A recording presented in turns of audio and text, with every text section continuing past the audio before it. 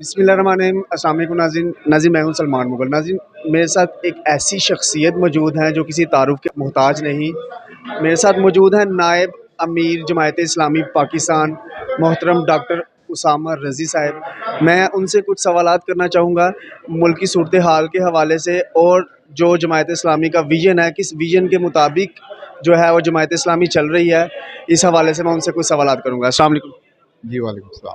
Doctor صاحب، سب سے پہلے تو آپ کا بہت شکریہ کہ آپ نے اپنے قیمتی وقت سے ہمیں وقت دیا۔ ڈاکٹر صاحب، میرے کچھ سوالات ہیں کہ جماعت اسلامی کس ویژن کے مطابق، جماعت کا کیا ویژن ہے، کس ویژن کے مطابق چل رہی ہے؟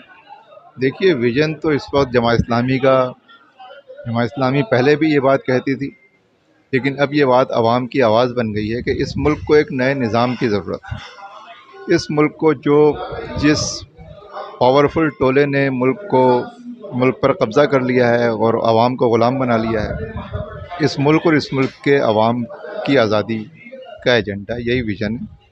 اور ہم اس ریجنل جو پاکستان کی، جہاں پہ پاکستان قائم ہے، ہم ریجنلی اپنے قریبی دوستوں کے ساتھ مل کر چلنا چاہتے ہیں۔ ہمارے جو برادر ممالک ہیں، یہ ہمارے دوست ہیں۔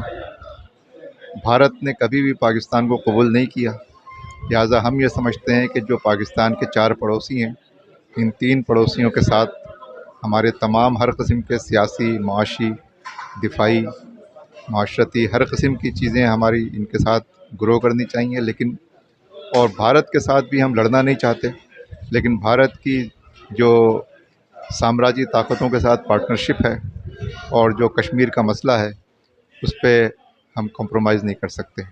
لہذا اسی ویژن کے ساتھ پاکستان آگے بڑھ سکتا ہے کہ یہاں کا نظام عوام کے منتخب نمائندوں کے ذریعے چلے اور یہاں پہ ایک آزاد نظام یہاں پر قائم کیا جائے۔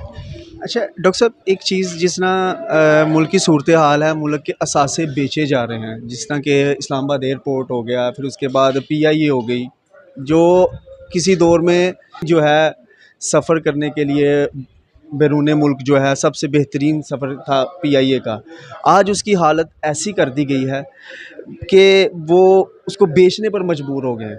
اس کے پیچھے کیا راز ہے، کیوں اس کو بیچا جا رہا ہے؟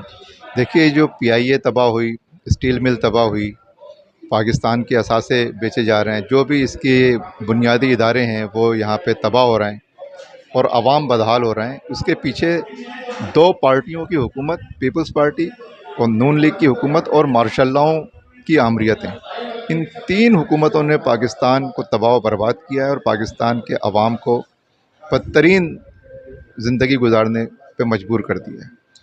تو یہ اس کی بنیاد ہے، اور یہ اثاثے بیچ کر کوئی بھی قوم ترقی نہیں کر سکتی۔ انڈسٹریل ریوائولزم ہونا چاہیے۔ جب تک ہماری انڈسٹریز کو جو ہے دوبارہ سے بحال نہیں کیا جاتا، ملک کے اثاثے بیچ کر یا قرضے لے کر کوئی بھی ملک ترقی نہیں کر سکتا۔ یہاں پہ صنعتوں کے ریوائول کی ضرورت ہے، اور صنعتی ترقی ہوگی، معاشرتی ترقی ہوگی۔ عام انسان گرو نہیں کرتا کہ ملک کے اوپر ایک کھلا چھپا جاگیرداروں کی آمریت، یا یہ کہ فوجی آمریت، مارشل لا، اس قسم کی چیزوں سے ملک ترقی نہیں کر سکتا۔ اچھا ڈاکٹر صاحب، ایک لاسٹ سوال آپ سے کرنا چاہوں گا کہ ڈاکٹر صاحب، قانون جو ہے ہمارے ملک میں وہ غریب کے لیے بالکل بھی نہیں ہے، امیر کے ہاتھ کی کٹ پتلی ہے قانون، اس کے بارے میں آپ کیا کہنا چاہیں گے؟ میں اسی کے بارے میں کہہ رہا ہوں کہ ملک میں اس وقت 2 نظام ہیں، ایک طاقتور اور امیروں کا نظام ہے، اور ایک نظام وہ ہے جو عوام کے لیے ہے، جس میں نہ انصاف ہے، نہ قانون ہے، نہ تحفظ ہے، نہ سر چھپانے کی جگہ ہے، نہ تعلیم ہے، نہ علاج ہے، نہ روزگار ہے، کچھ بھی نہیں ہے۔ تو یہ جو دوہرا نظام یہاں پہ پاکستان پہ مسلط ہے، اور بلکہ ایک ٹولے کا نظام مسلط ہے، یہ جب تک ختم نہیں ہوگا، جزوی تبدیلیوں سے حالات بہتر نہیں ہو سکتے۔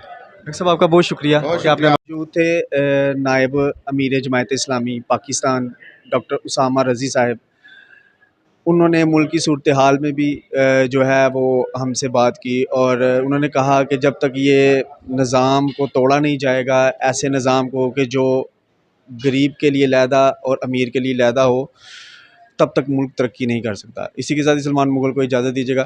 اللہ حامد و ناصر۔